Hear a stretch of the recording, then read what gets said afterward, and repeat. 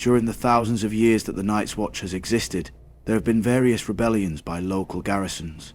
Several infamous, semi-legendary Lord Commanders are alleged to have even tried to set themselves up as kings of the Wall and lands south of it. But these are figures from the myths of ancient times, such as the Night's King, who purportedly lived not long after the wall was first constructed. By the time of Aegon's conquest, though the Watch had diminished somewhat on the scale of millennia, it still numbered about 10,000 Black Brothers in total. House Targaryen's unification ended the petty wars between the Seven Kingdoms, save with Dawn, and the supply of new recruits from the losing sides of those conflicts slowed down for the next half-century onward. During the Faith Militant uprising and other conflicts of the tyrant Maegor Targaryen, however, a new stream of defeated rebels chose to join the Watch to avoid execution. Ultimately, Maegor's younger nephew, Prince Jaehaerys, rose up against him, and in rapid succession all the great houses abandoned him, after which he was found dead on the Iron Throne in 48 AC. King Jaehaerys brought peace between the faith and the crown, and now sent several of Maegor's loyalists to the Wall. Out of Maegor's 5 surviving Kingsguard, 4 chose to take the Black, including Sir Oliver Bratton and Sir Raymond Mallory. These 2 knights had switched sides to Jaehaerys, though only when Maegor's defeat was obvious. Jaehaerys observed that they were willing to break their Kingsguard vows once before, while serving Maegor, so he could not trust them to serve him now.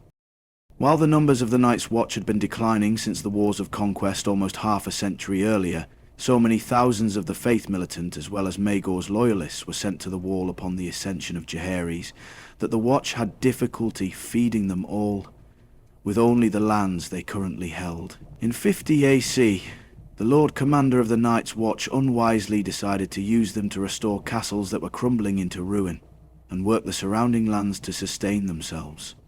Sir Oliver Bracken was put in command of Reimagate, and Sir Raymond Marley was placed in command of Sable Hall, with new garrisons of former warriors' sons and poor fellows, and orders to restore the fortifications, located roughly halfway between Castle Black and Eastwatch by the sea. Instead, Maegor's 2 turncloaks made common cause with the Faith Militant to rebel against the leadership of the Watch, and try to make their castles into their own seats and set themselves up as lords. The uprising was short-lived, as for every Black Brother who joined the rebels, 10 more stayed true to their vows. Walton Stark, the new Lord of Winterfell after the death of his father, rallied his bannermen and joined the Watch loyalists to clear out the rebels. They assaulted and retook Reimagate, then hanged any survivors, except for Oliver himself, whom Walton beheaded with House Stark's ancestral greatsword.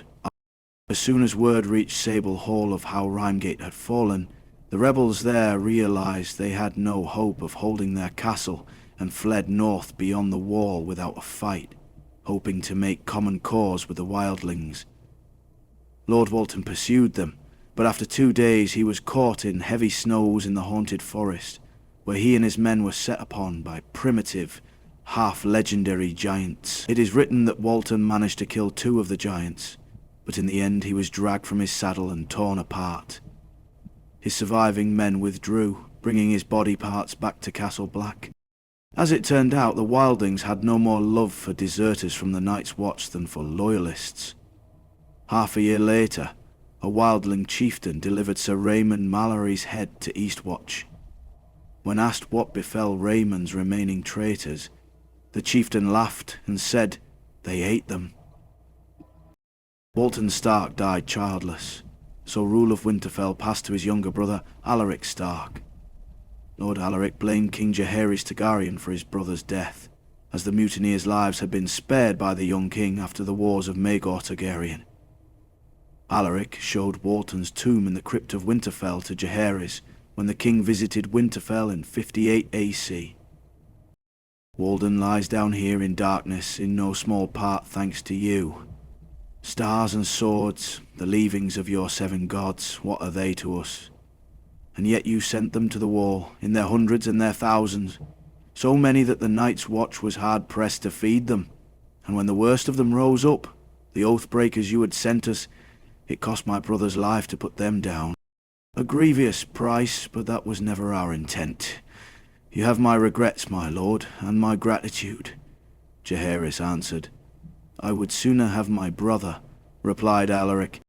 Queen Alysanne Targaryen decided to fly farther north to inspect the status of the Night's Watch. Whatever short-term benefit the influx of new recruits from the Faith Militant uprising had brought to the Watch had apparently been offset by losses in the rebellion of 50 AC. Alysanne was impressed with the bravery of the Black Brothers, but as their own Lord Commander admitted, many of their castles were crumbling into disrepair, and the Watch lacked the coin to build new ones. Not only was the Night Fort too expensive to repair, the Watch's numbers were so low that they could not hope to fully garrison it. Alysanne donated her royal jewelry to pay for the construction of Deep Lake as a replacement for the Night Fort, and convinced Jaehaerys to double the size of the gift, the lands south of the Wall held directly by the Watch.